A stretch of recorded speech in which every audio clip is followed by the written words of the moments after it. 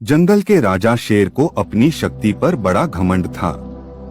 वह स्वयं को सबसे शक्तिमान समझता था, इसलिए जंगल के हर जानवरों पर अपनी धौंस जमाता रहता था।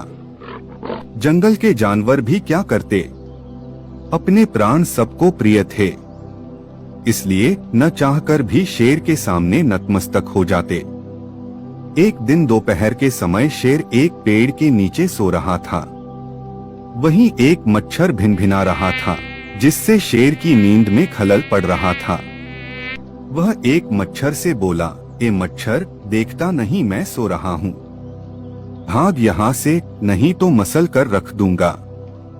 मच्छर बोला, क्षमा करें वनराज, मेरे कारण आपकी नींद में व्यवधान उत्पन्न हुआ, किंतु आप मुझे ये बात नम्रता से भी कह सकते हैं। आखिर मैं भी इस धरती का जीव हूँ। अच्छा, तो तू छोटा सा मच्छर मुझसे जुबान लड़ाएगा? और क्या गलत कहा मैंने? तुम मच्छर हो ही ऐसे कि कोई भी तुम्हें यूं मसल दे। मैं तो ये बार बार कहूंगा, क्या बिगाड़ लोगे तुम मेरा?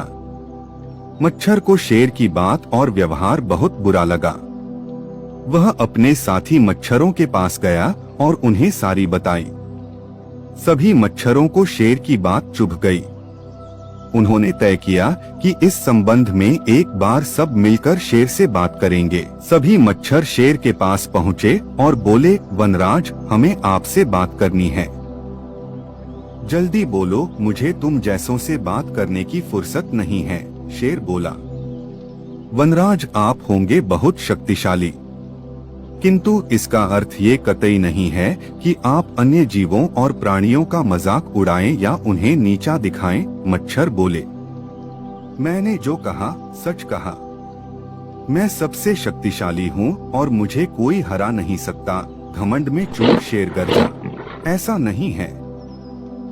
अगर आप शक्तिशाली हैं, तो हम में भी इतना सामर्थ्य है कि आवश्यकता पड़ने पर हम किसी का भी सामना कर सकते हैं और उसे हरा सकते हैं।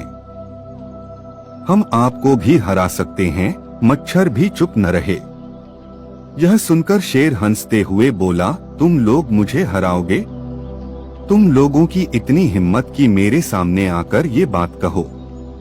मेरी शक्ति का अंदाजा नहीं है तुम्हें, अन्यथा ऐसा कभी नहीं कहते।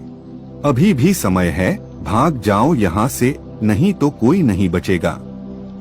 शेर के घमंड ने मच्छरों को क्रुद्ध कर दिया। उन्होंने ठान लिया कि इस शेर को मजा चखा कर ही रहेंगे। वे सारे एकजुट हुए और शेर पर टूट पड़े। वे जगह जगह उसे काटने लगे। वह दर्द से कराह उठा। इतने सारे मच्छरों का सामना करना उसके बस के बाहर हो गया।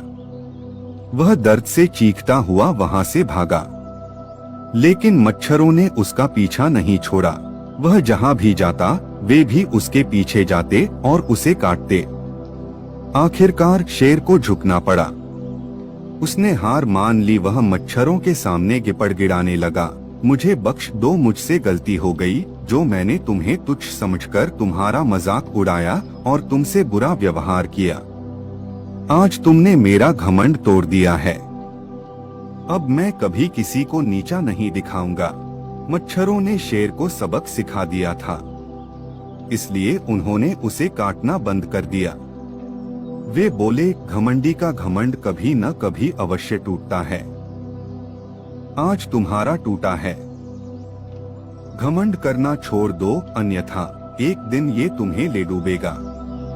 और कभी किसी प्राणी को नीचा मत समझो। हर किसी का अपना सामर्थ्य और शक्ति होती है। शेर तौबा करते हुए वहां से भाग गया। शिक्षा घमंडी का सिर नीचा।